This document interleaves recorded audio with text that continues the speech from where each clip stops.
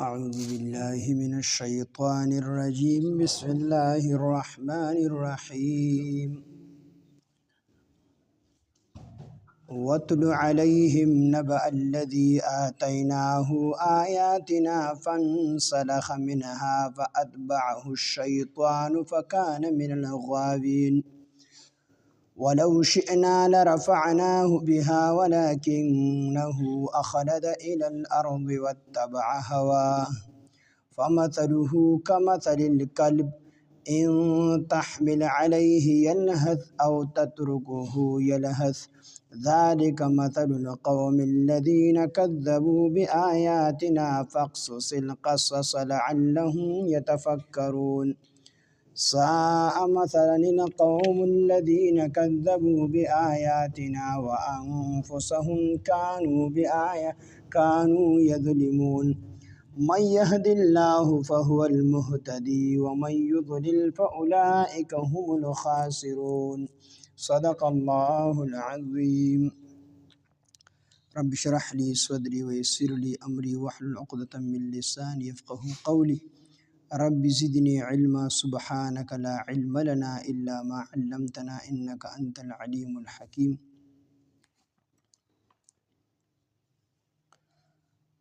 सूरत अल-अराफ नहम सिपारा आयात नंबर 175 वतलु अलैहिम नबअ अल्लज़ी आतैनाहु आयातिना फंसलख मिनहा फअतबअहु अश-शैतानु फकान मिनल गाविन। दे आयातुनो के अल्लाह पाक जल्ल शानुहु द हज़रत मूसा अलैहिस्सलातु वस्सलाम द ज़माने द यो बुज़ुर्ग वाक़या बयानी और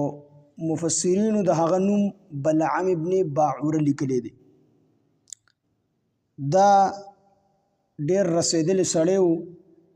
مستجاب الدعواتو اسم اعظم ورته یادو چې کوم دعا به کوله هغه به الله پټک باندې قبلوله او د شام د بیت المقدس سره نږدې قنعان نوم یو خار دی باغې کې اوسېدو بنی اسرائیل چې کله د فرعون نه آزاد شو او فرعون الله پاک غرق کو کبتیان غرق کړل او دی ته الله رب العزت ازادي ورکړه نو الله جل شانه ورته حکم کو ورشه د جبارینو سره جهاد وکړي نو چې کله حضرت موسی علیه السلام او بنی اسرائیل دی دغه جبارینو سره د جهاد د پار روان شو نو ال د جبارینو د پته ولګیدله چې د فرعون غونتی لوی طاقت ته حضرت موسی علیه السلام او داغه د قوم مقابله اونکړه نو موږ به سم مقابله وکړو نو دې سره یاره پیدا شو چې کله ور سره یاره پیدا شول نو دې سوچونه کول نو اخره کې دا سوچ راغی چې رب العم بن باعوره دا خو یو لوی بزرګ دی مستجاب الدعوات دی نو دله بلړ شو او دته به وایو چې حضرت موسی علیه السلام په باره کې دا دعا وکړه چې دی الله دلته نه راولي یعنی خیری حضرت موسی علیه السلام او دا قوم ته وکړه نو چې دی کله بلعم ابن باعوره لاړو دا خو لوی رسیدلی سړیو د زمانې زبرګو د الله سره مضبوط تعلق نو دی چې کله لاړل ورته وی چې حضرت موسی علیه السلام تعالی یعوذ بالله خیره وکړه دا قوم ته خیره وکړه نو هغه دا تاسو وایي او پیغمبر دی دغه په حق کې زما خیره نه قبلېږي بلکې زه به هلاک شم او تاسو به هلاک شئ خو به هر حال دې داسې وکړل چې تحفې او ډالۍ جوړې کړلې او هغې دغې بلعم ابن باعوره له ووړې ده به هغې باندې هم څه غوږ او شا ونه رپول زړه کې ورته میلان پیدا شو زړه مایله شو خو بیا د الله یاره په زړه کې وه نو هغې ته لاس ونیسو او ویدا کار زه نشم کولی چې کله دا قوم او بادشاه او د دې بادشاه چې کوم رعایه وه دي د ده نه عاجزه شو نو لاړل ښځې پسې نو ښځې له د سرو امیل ووړو او ورته ویل چې داسې کار دی په سیب باندې به دا کار کول غواړي ځکه دا قوم حضرت موسی علیه السلام را روان دی ورسره لښکر دی نو په لښکر کې دی به زموږ سره جنګېږي موږ به هم ختموي او بلعم بن باعوره ته وایي تا هم ختمي تا هم نه پرېږدي نو ښځې له ورله د سرو زرو د امیل لالچ ورکو نور تحفې او تحایف له هم ووړل ښځې ورته به دا زما کار دی تاسو خلاص یې نو ښځې بلعم بن باعوره ته بار بار دا خبره کوي چې یې سړیه ما له د سرو زرو امیل هم راوړلې تا له هم تحفې تحایف راوړلي نو که موږ دلته کې پاتې شو او حضرت موسی علیه السلام را نغی نو دا بادشاہ به نور زمون قدر او عزت کوي او نور پیسې او ډالۍ برال راکړي نو څه به ستا لګي خو بس سوال وکړه الله پاک ته چې موسی علیه السلام دلته نه دی او دی ښځه خو د الله پیغمبر دی کو زه دغه په حق کې بددعا وکړم د بددعا به زما په حق کې قبلېږي د الله د پیغمبر په حق کې بددعا نه قبلېږي دا حفاظت لپاره الله فرشتې مقرر کړي او به هر حال د ښځې ودې زه استخاره وکړه الله سره مشوره وکړه نو د استخاره وکړله خامخا دا ډېر خلک دا د ښځو د وجې هلاکېږي او ښځه ناقص کوم دی نبي اسلام فرمایي دا ناقص العقل هم دی او ناقص الدین هم دی د دې عقل هم ناقص دی او د دین هم ناقص دی په ګواهۍ کې دوه ښځې دا په یو سړي باندې حساب دي او دغه رنګې بعضې ګواهۍ داسې دي چې ټولې ښځې ټولې او سړی پکې د دې ګواهۍ نه قبلېږي د دې ګواهۍ قابل قبول نه ده ځکه د دې عقل ناقص دی او ناقص الدین هم دی دین هم ناقص دی په میاشت کې 10 ورځې دا چې کوم دی د دې ناپاکې دیني ني مونځ نشي کولی روژه نشي نیولی نو دا بلعم ابن باعوره ته د خپله ښځه وایي چې داسې کار وکړه چې استخاره وکړه الله سره مشوره وکړه هغه مجبوره شو استخاره یې وکړله استخاره کې ورته هم اشاره ورکړلی شو چې دا کار مه کوه دا د الله پیغمبر دی او د غر سره ډګره واري شي او د الله د پیغمبر سره ډګر نه شي واري خو به هر حال دی د ښځې مجبوره کړو او د کوم مجبوره کړو چې دا ته څه کوي نو د بیا چې کوم دی د ښځې ورته وایي تا خو یو پیره استخاره وکړله په دې کې خو تا ته اشاره میلو شو چې دا کار مه کوه خو زه ته بیا وکړه استخاره نو د بیا استخاره وکړه هغه تخپو ته خیبو ته هم ټینګ نه کړو د ښځې نه هم مجبوره شو نو د بیا استخاره نو په استخاره کې بیا څه ونه لیدل نو بیا یې وکړله نو بیا هم څه ونه لیدل نو دا ښځه ورته وایي زما خیال دی الله پاک راضي دی په دې کار باندې نو دی هم وایي چې الله پاک راضي دی الله چې څوک ګمراهګي ته نه بیا عقل والي دی بیا عقل کار نه کوي نو دی روان شو کوم د ځان سره کو او خر باندې روان شو نو چې کله په خر باندې روان شو د مخکنو امتونو به خاص ته عبادت یو ځای و هغې کې به عبادت کو او دا د نبی علیه السلام خصوصیت دی چې د نبی علیه السلام او د هغه د امت لپاره الله هر ځای پاک ځای چې کوم دی جومات ګرځولی نو دی هغه خاص ځای دپاره په خر باندې روان شو چې مزله پورې لنډ نه خر ورته الله پاک ګویا نه کړو ای ظالمه وي ته روانې د خیرو دپاره او د الله پیغمبر ته خیرې کوي دا شی مه کوه وي زه نه ځم د سره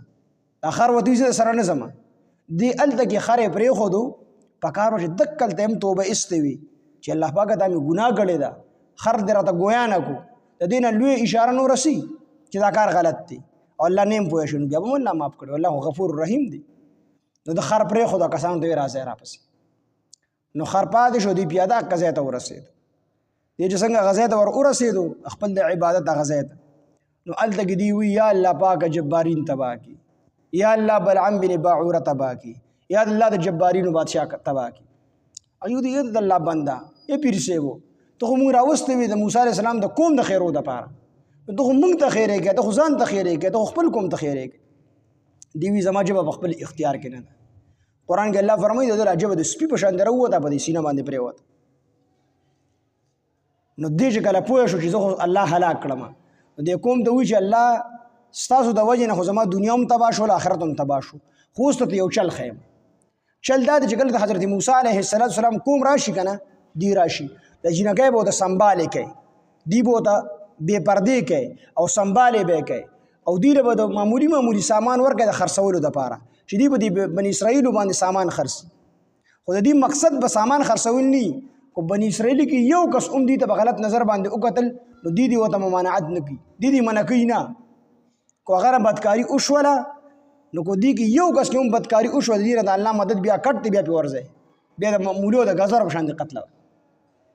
دا مشوره یې وله ورکړي زه خو هسې الله ګمراه کړم خو تاسو ته مې دا مشوره ده چې جینکۍ راوباسئ او بې حیا یې کوئ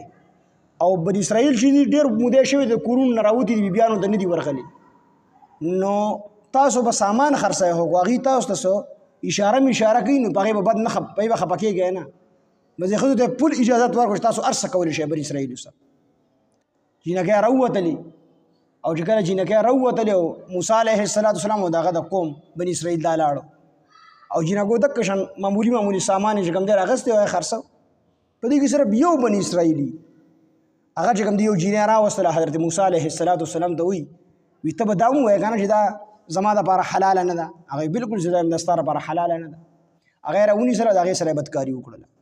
دا غي د وجنا الله جل شانه په دیو طاعون مرض مقرر کو مسلط کو په طاعون مرض او په یو ورځ کې 70,000 بنی اسرائیلی دا کوم دی مړ شو طاعون د مرض د وجه بیا هغه کما خزا او کم سړي چې بدکاری کړه دواړه په منظر عام باندې راوستلو بنی اسرائیلو او هغه چې کوم دی قتل کړل ختم کړل دغه توبه هم قبول شول الله پاک جل شانه د دین هغه عذاب هغه مسلط هغه هم چې کوم دی الله پاک ته هغه عذاب لري کو نو اوس هم چې مسلمان څومره چې کوم دی خرابېږي دا یې غټه وجه ده چې بې حیي ده الله چې بې حیي څومره خفه کېږي تر بل څه باندې نه خفه کېږي د الله مدد د انسان نه کټ کېږي مسلمان چې کوم ځای کې والي کېږي دی په بې حیي باندې والي کېږي دی ته غیر خپلې ښځې خپلې زنانه هغې چې کوم دی بربنډي کړي هغې ورته بار راایستي او مسلمان دی ترې ټینګ نه دی نو که معمولي نظر ولګېد د الله نظر د دې کس نه کټ شو نو دی کې هغه واقعه ده نو بلعم بن باعوره چې کوم دی جبه راوویستله د سپي په شانتې او پرشېدو به څنګه چې دا سپي ګربی والي دی دا پرشېږي او سلګۍ وي دقه شان بلعم بن باعوره هغه چې کوم دی پرشېدو د سپي په شان دی او جبه چې کوم دی راووتله اجبه په دې سینه باندې پرته بیا هم الله جل شانه دله یو موقع ورکړله زړه کې ورته دا خبره واچوله ستا 3 دعاګانې قبلو اوس کو دقه ټایم کې هم د توبه ایستې وي چې الله پاکه کمزور یم عاجز یم نه پوهیم انسان یم پوه شوی نه یم الله دغه ګناه راته معاف کړي بیا به هم الله معاف کړي الله ورله زړه کې واچول چې 3 دعاګانو اختیار مې درکړی دي اوس هم د 3 دعاګانو چې کمې دعاګانې تکې دا 3 دا درله قبلو نو دوی ټیک ته نو ښځه خبر شوه ښځې ورته وي داسې کار دی یو دعا پکې زما شوه زما دپاره دعا وکړه زما دپاره دا دعا وکړه چې الله پاک زما نه 1400 کالو جیرې جوړه کړي نو هغه د لپاره دعا وکړه دې ښځې لپاره چې دعا یې وکړه د هغې 1400 کالو جینۍ جوړه شوه او چې کوم ځای کې بس مضبوطه میله وه هغې ته به یې ځان رسو نو زوی ورته راوګرځېد وي د حاجي داسې کار دی چې د مور خو مونږ په شرمونو وشرمولو بیا داسې وشو چې یو شهزاده په لاره باندې تلو چې د ده د مور سره کېناست هغې ځان سره بوت د زوی دی په شرمونې وشرمولو نو بلعم بن باعوره چې کوم دی غصه شو او یا الله د دې نه په منه سپی جوړه کړي نو د د ښځې نه په منه سپی جوړه شول 2 دعاګانې خو لاړې اوس دا زوی ورپسې راغی چې شهزاده شاته وکتل نو شاته پسې په موټرسایکل په اس باندې چې کوم دی په منه سپی ناسته چون چون کوي هغه د اس نه رالړه کړله او دا راله خپل کور ته او چون چون یې کول دي وپېژندله دا زوی ورته وي چې یاره دا خو زمونږ مور ته دعا وکړه چې الله یې په زوړه حل کړي نو د بیا دعا وکړه نه الله پاک بیا کشړه په ښځه دې جوړه کړه نو 3 دعاګانې ورله ورکړې وې الله پاک په هغې کې هم دی هدایت طرف ته رانغی نو دې کې هغه واقعه ده چې د ژبه د سپي په شان راوتې وه او پرش کېدو به او ژبه چې کوم دی بار پرته وه نو دې کې یو سبق خدا دی چې انسان له په خپل